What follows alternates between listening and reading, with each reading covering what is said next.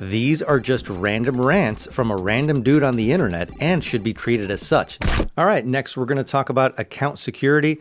The most important thing with your account is ensure that you have two-factor authentication enabled.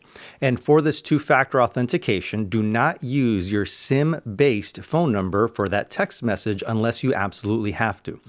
The best thing that you can do is use an authenticator app. An authenticator app basically gives you all your codes like this really easy in one app. These apps can be backed up to the cloud. It's up to you if you want to back them up, but I don't recommend it. You can also transfer all of the codes from one phone to another. Let's say you have 32 different codes on one thing, and then you get a brand new phone, your phone breaks for whatever reason. There is a way on many of these apps to transfer the codes from one phone to another.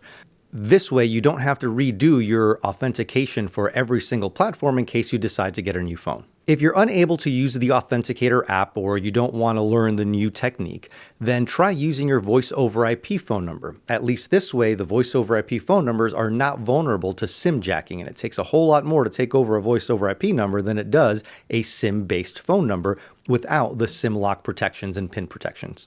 Lastly, if you want to get really hardcore, then use a hardware key, but that's beyond the scope of this. This is basics.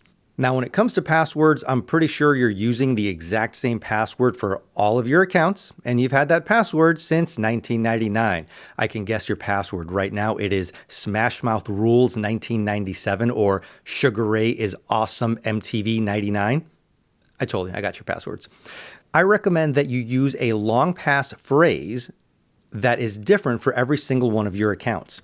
You could use a password manager to manage these. You could also use an encrypted spreadsheet inside of a hidden encrypted container inside an encrypted virtual machine in a hard drive that's encrypted at rest. I know that sounds like a lot, but there's a lot of places where you could store them. You could store them in anything from a spreadsheet as long as it is encrypted and password protected, or use a password manager. The important thing is to make sure that it is a long pass phrase and that it is not a common saying or a lyric or a passage from a book, or very common in general, because there are rainbow table attacks and brute force attacks that are going to get right through this if you don't vary up the phrase a little bit. Still, a long pass phrase is easier for a human to remember, harder for a computer to guess, as opposed to these kinds of passwords that we've been told forever are the way we should go. But that's what I keep going back to, is that we are applying 20th century frameworks to address 21st century problems. When it comes to security questions, your answers should be non sequitur. Don't use the actual answer when they ask you, what was your high school mascot? Where did you meet your spouse?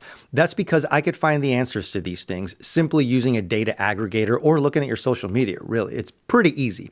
Make sure they are non sequitur in nature, meaning if they ask you, what town did you grow up in? Do, I don't know, Sony monitor. If they ask you, where did you and your spouse meet? Orange tablet. Something like that, so that way it's something that only you know and not something that I could find using a data aggregator. Make sure that you save these in your password manager or in your spreadsheet or somewhere.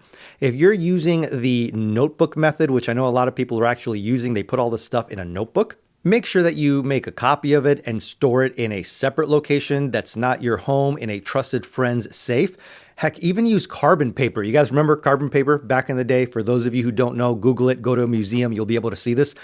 Carbon paper it and then have another copy at a trusted friend's house off-site in case you lose access or in case, God forbid, there's a fire or something like that. Lastly, most platforms allow you to have backup codes or recovery codes. Make use of these. Make sure you print them out. What recovery codes are, they allow you to access your account in case you lose your two-factor token, in case you can't access that VoIP number, in case you can't access the Authenticator app, in case you lose the hardware key. Your backup and recovery codes, as well as backup and recovery methods, will be the only way that you can get back into your account.